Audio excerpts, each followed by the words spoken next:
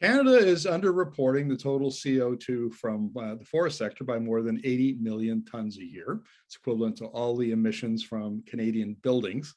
And there's a new report out called Missing the Forest, How Carbon Loopholes for Logging Hinder Canada's Climate Leadership. So I'm going to talk to Michael Polanyi from Nature Canada about it. Welcome to the interview, Michael.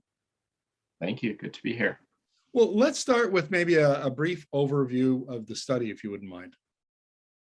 Sure. We took a detailed look at how Canada is counting, measuring, and reporting emissions from the forestry sector.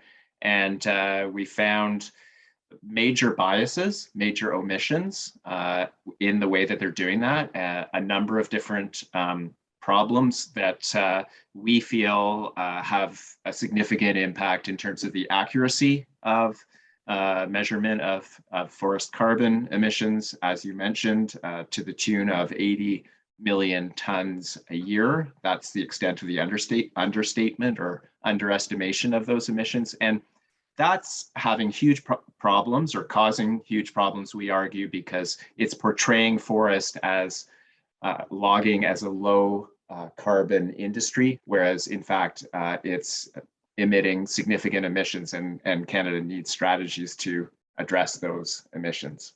Yeah, we should point out that Canada's total greenhouse gas emissions are about 726 million tons. So 80 out of 726 for one sector is actually quite significant.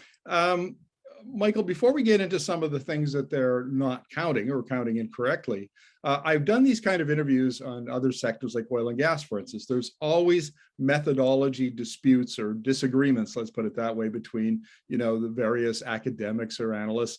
And is this just a methodology dispute, or does it go deeper than that? I don't know what I'm getting at here, but it seems like such a big number that it seems that it's more than just, where do we put the decimal point? Yeah, I think it's fair to say that measuring carbon is complex in any sector, and it's particularly complex in the forest sector because the dynamics of carbon are complex in terms of how much carbon is emitted and how much carbon is stored by trees. And that's one of the critiques we have, or concerns we have, is that the measurement is mostly based on a model, and there are huge uncertainties in that model. So we say we believe that the underestimation is at least 80 megatons per year, and that's a conservative evaluation, but we do feel there are significant reasons to be concerned. I guess where I was going with that previous question is the forestry industry in Canada sufficiently influential that it can lobby and it can bring pressure to bear to, maybe the government, or to not address those kind of questions that have arisen in the past, if they have? We do have concerns about the lack of transparency, openness, and oversight of the accounting for forest carbon in that sector. And one of our recommendations in the report is to shift responsibility for that from Natural Resources Canada to Environment Canada, because Natural Resources Canada also has a mandate to promote the competitiveness of the forest industry. So we do feel that there is significant reason to be concerned that there's a lack of independence, at least a conflict between those dual mandates of both promoting and monitoring carbon that needs to be addressed. Well, let's talk about some of the specifics. Can you give us a couple of examples where you think the methodology is wrong? Yeah, the big one that really is of the order of 80 megatons a year is the way that Canada deals with wildfires and reporting emissions from wildfires. So the UN body that oversees emission counting indicates that there needs to be a balanced approach. And what they mean by that is if a country's not reporting emissions from wildfires, they should also not claim credit for emissions that are stored by trees that regrow after those wildfires. So that would be a balanced approach, is to either include both of those or not include both of those. Canada is not including or not reporting emissions from many wildfires, but then they are taking credit for the trees that are regrowing after those wildfires. That's a significant imbalance of the order of 80 million tons a year, and we believe that strongly that contravenes UN FCC guidelines.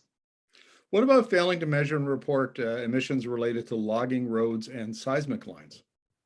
Yeah, that's the second one. It's a smaller understatement, but it is a serious concern that the way that Canada defines deforestation, the way that they measure emissions from the removal of trees, they consider areas that are narrower than 20 meters to be not worthy of reporting. And studies have shown that these areas of, as you said, logging, roads, and seismic lines add up to significant areas that are permanently deforested and have millions of tons of emissions a year. And so that is another recommendation, that they take a more fine-grained look at the disturbances in forest and properly account for those emissions as well. Now, here's a point that I'm interested in, because I'm not sure if I understand it properly, and that's exempting logging industry's emissions from carbon pricing regulations. Is that the case? They are not covered at all by carbon pricing? That's right. So for example, the burning of wood, there are power plants that burn wood pellets. There are many pulp and paper mills burn wood to power their plants. That is not included or deemed to be a kind of a fuel that should be included or is included under the carbon pricing mechanism. And the rationale for that is that the government kind of sees or claims that forests and logging are carbon neutral or low carbon activities, but we believe that the only reason they're able to make that claim is because of the biased accounting that they're doing. In fact, removing vast amounts of trees from forests is producing emissions, and therefore burning of wood, as burning of other fuels that releases carbon into the atmosphere, should be included under the mechanism, the carbon pricing mechanism. Now, if I understand this correctly, the carbon pricing is applied to the forestry industry at the provincial level, is it not?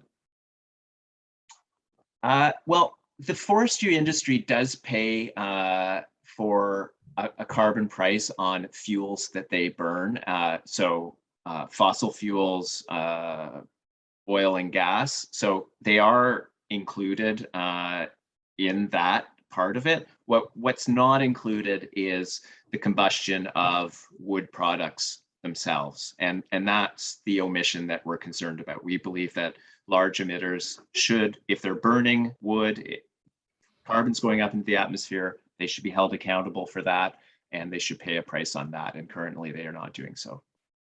Gotcha. So, for instance, if a sawmill, anybody who's got a cogeneration plant in British Columbia, for instance, and they're burning wood waste, on the one hand, that's a good thing. You clean up the wood waste, and on the other hand, but you're not accounting for the GHG emissions. Have I got that right? Yeah, that's exactly right. Great. Any final thoughts, Michael? Anything we should have talked about that we didn't talk about? Well, the one other point that we raised concern about is just that Canada is measuring progress on emission reductions in the forestry industry in a different way from all other sectors of the economy. Every other sector of the economy, the baseline is 2005. Canada's 2030 climate targets are to reduce emissions 40% from 2005 levels. Canada is using a kind of business as usual baseline for the forest sector that basically gives Canada a free contribution to its 2030 emission reduction target without doing anything of about 20 megatons a year. And so that's a specific thing. It could easily be changed. We should measure progress in the forestry sector just as we do in every other sector. So just wanted to mention that as another kind of key loophole that we found in our report. Michael, thank you very much for this. Really appreciate it. Thank you. Appreciate it.